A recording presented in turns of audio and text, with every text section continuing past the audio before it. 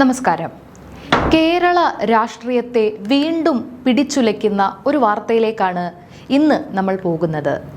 മാസപ്പടി കേസ് നമ്മളെല്ലാം കഴിഞ്ഞ കുറേ നാളുകളായി ഒരുപാട് ചർച്ചകളിൽ നിറഞ്ഞു നിന്ന ഒന്നാണ്. പക്ഷേ ഇപ്പോൾ കാര്യങ്ങൾ വെറുമൊരു ആരോപണത്തിനപ്പുറം വളരെ നിർണായകമായ ഒരു ഘട്ടത്തിലേക്കാണ് കടന്നിരിക്കുന്നത്. മുൻ മുഖ്യമന്ത്രി പിണറായി വിജയന്റെ മകൾ വീണ വിജയനെ ഇ.ഡി. അതായത് എൻഫോഴ്സ്മെന്റ് ഡയറക്ടറേറ്റ് ചോദ്യം ചെയ്യലിനായി നാളെ രാവിലെ കൊച്ചി ഓഫീസിലേക്ക് വിളിപ്പിച്ചിരിക്കുകയാണ്. ഇത്രയും കാലം നമ്മൾ കേട്ടത് എന്താണ്? പല വിധത്തിലുള്ള സ്റ്റേകളും നിയമ പോരാട്ടങ്ങളും കാരണം ഈ അന്വേഷണം മുന്നോട്ട് പോയിരുന്നില്ല. എന്നാൽ കഴിഞ്ഞ 27-ാം തീയതി കേരള ഹൈക്കോടതി CMRL കമ്പനി നൽകിയ ആ ഒരു സ്റ്റേ ഹർജി വെക്കേറ്റ് ചെയ്തതോടെ ഇ.ഡി. വളരെ വേഗത്തിലാണ് കരുക്കൾ നീക്കുന്നത്. ഇതിനകം തന്നെ ഇ.ഡി. അധികൃതർ തിരുവനന്തപുരത്തെത്തി വീണ വിജയനെ പ്രാഥമികമായി ചോദ്യം ചെയ്തതായാണ് വിവരം. പക്ഷേ അവിടെയൊന്നും തൃപ്തികരമായ ഒരു മറുപടി നൽകാൻ വീണയ്ക്ക് കഴിഞ്ഞിട്ടില്ല. അപ്പോൾ സ്വാഭാവികമായും ഒരു ചോദ്യം വരും. നാളെ കൊച്ചിയിലെ ഇ.ഡി. ഓഫീസിൽ ഹാജരാകുമ്പോൾ വീണയ്ക്ക് കൃത്യമായ മറുപടി ഉണ്ടാകുമോ? അതോ ഇ.ഡി. അടുത്ത ശക്തമായ നടപടികളിലേക്ക് കടക്കുമോ? നമുക്ക് വിശദമായി പരിശോധിക്കാം. ഇവിടെ പ്രധാനപ്പെട്ട ചോദ്യം എന്താണെന്ന് വെച്ചാൽ, CMRL എക്സാലോജിക് ഇടപാടിലൂടെ വീണ വിജയന് ലഭിച്ച 1.72 കോടി രൂപ, ഈ തുക എന്തിനാണ് വാങ്ങിയത്? എങ്ങോട്ടാണ് ഈ പണം വിനിയോഗിക്കപ്പെട്ടത്? ഇതാണ് ഇ.ഡിക്ക് അറിയേണ്ടത്. ഒരു സേവനവും നൽകാതെയാണ് ഈ പണം കൈപ്പറ്റിയത് എന്നുള്ളതാണ് ഈ കേസിലെ ഏറ്റവും വലിയ ആക്ഷേപം. കമ്പനീസ് ആക്ട് സെക്ഷൻ 447 പ്രകാരം യാതൊരു സർവീസും നൽകാതെ പണം വാങ്ങുന്നത് ഗുരുതരമായ കുറ്റകൃത്യമാണ്. മുൻപ് SFIO അതായത് സീരിയസ് ഫ്രോഡ് ഇൻവെസ്റ്റിഗേഷൻ ഓഫീസ് ഈ കേസ് അന്വേഷിച്ച് എറണാകുളം സ്പെഷ്യൽ കോർട്ടിൽ ഒരു കുറ്റപത്രം സമർപ്പിച്ചിരുന്നു. ഇ.ഡി. ഇപ്പോൾ ചെയ്തത് എന്താണെന്ന് വെച്ചാൽ, ആ രേഖകളെല്ലാം തങ്ങൾക്ക് വേണമെന്ന് ആവശ്യപ്പെട്ട് കോടതിയെ സമീപിച്ചു. കോടതി അത് അനുവദിക്കുകയും ചെയ്തു. അതായത് SFIO കണ്ടെത്തിയ സുപ്രധാന രേഖകളെല്ലാം ഇപ്പോൾ ഇ.ഡിയുടെ കയ്യിലുണ്ട്. ഇതിനെല്ലാം പുറമെ ഇ.ഡി. ഡയറക്ടർ ഡൽഹിയിൽ നിന്ന് നേരിട്ടെത്തി 4 ദിവസത്തോളം കൊച്ചിയിൽ ക്യാമ്പ് ചെയ്ത് കാര്യങ്ങൾ വിലയിരുത്തിയാണ് മടങ്ങിയത്. അന്വേഷണം വളരെ വേഗത്തിലാക്കാൻ കൃത്യമായ ഡയറക്ഷൻ അദ്ദേഹം നൽകിയിട്ടുണ്ട്. അപ്പോൾ ഇ.ഡി. വരുന്നത് വെറുതെ ഒരു ചോദ്യം ചെയ്യലിനല്ല, കൃത്യമായ ഹോംവർക്ക് ചെയ്ത് ശക്തമായ ചോദ്യാവലിയുമായിട്ട് തന്നെയാണ്.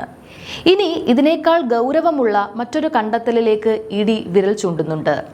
ഈ 1.72 കോടി രൂപ എക്സാലോജിക്കിന്റെ അക്കൗണ്ടിൽ വന്നു, ശരിയാണ്. പക്ഷേ അവിടെ നിന്ന് ഈ പണം എങ്ങോട്ട് പോയി?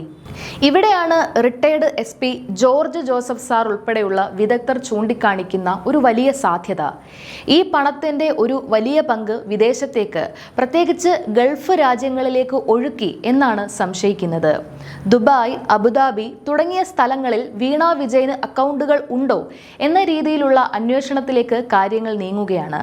മാത്രമല്ല, കരിമണൽ കമ്പനി ഉടമയുടെ മകന്റെ അക്കൗണ്ടിൽ നിന്നും വിദേശത്തേക്ക് ഫണ്ട് പോയിട്ടുണ്ട് എന്നും അത് വീണയുടെ അക്കൗണ്ടുകളുമായി ബന്ധപ്പെട്ടിരിക്കുന്നു എന്നും ഇ.ഡി. സംശയിക്കുന്നു.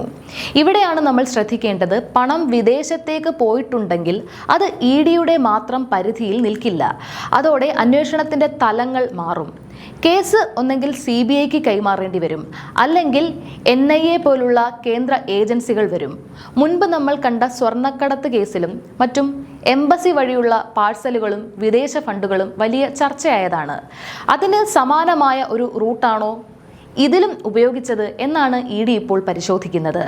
എക്സാലോജിക്കിന്റെ HDFC ബാങ്കിലെ അക്കൗണ്ട് ഇതിനകം മരവിപ്പിച്ചിട്ടുണ്ട്. അവിടെയുള്ള ലോക്കറുകളും പരിശോധനയിലാണ്. ഈ കേസിന് വലിയൊരു രാഷ്ട്രീയ പ്രാധാന്യമുണ്ട്. കാരണം ഇത് വെറും ഒരു ബിസിനസ് തർക്കമോ അല്ലെങ്കിൽ 2 കമ്പനികൾ തമ്മിലുള്ള ഇടപാടോ മാത്രമല്ല.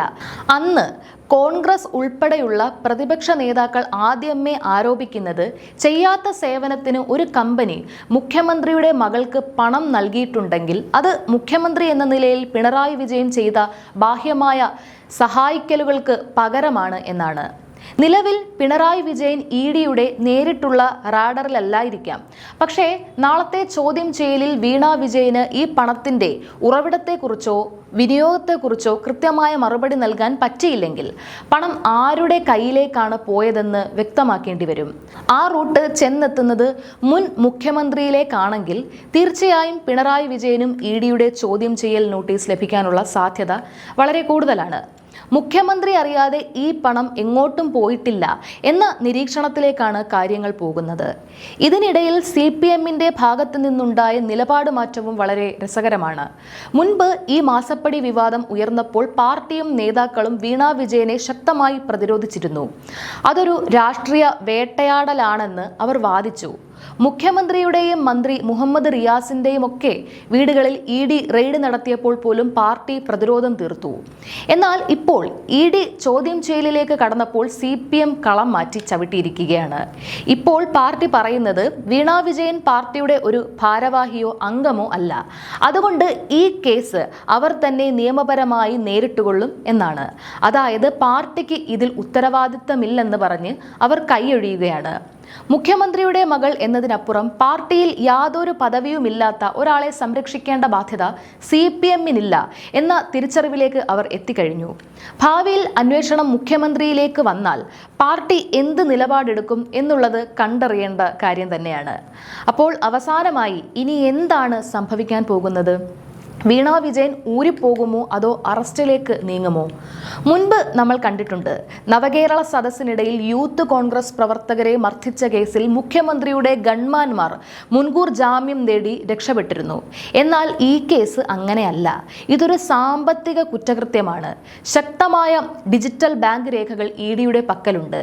നാളെ ചോദ്യം ചെയ്യലിൽ തൃപ്തികരമായ വിശദീകരണം നൽകാൻ കഴിഞ്ഞില്ലെങ്കിൽ വീണ വിജയന്റെ അറസ്റ്റിലേക്ക് ഇഡി നീങ്ങാനുള്ള സാധ്യത തള്ളിക്കളയാനാവില്ല. ഇനി നാളെ അറസ്റ്റ് ചെയ്തില്ലെങ്കിൽ പോലും ചോദ്യം ചെയ്യലിന് ശേഷം മറ്റൊരു തീയതിയിൽ വീണ്ടും ഹാജരാകാനുള്ള സമൻസ് ഒപ്പിടിച്ച് വാങ്ങിയ ശേഷമേ ഇഡി അവരെ വിടുകയുള്ളൂ. ഈ കേസ് എങ്ങോട്ടാണ് തിരിയുന്നത്? ഇത് പിണറായി വിജയന്റെയും കുടുംബത്തിന്റെയും രാഷ്ട്രീയ ഭാവിയിൽ എന്ത് ചലനമുണ്ടാക്കും? നിങ്ങളുടെ അഭിപ്രായങ്ങൾ താഴെ കമന്റ് ബോക്സിൽ രേഖപ്പെടുത്തുക.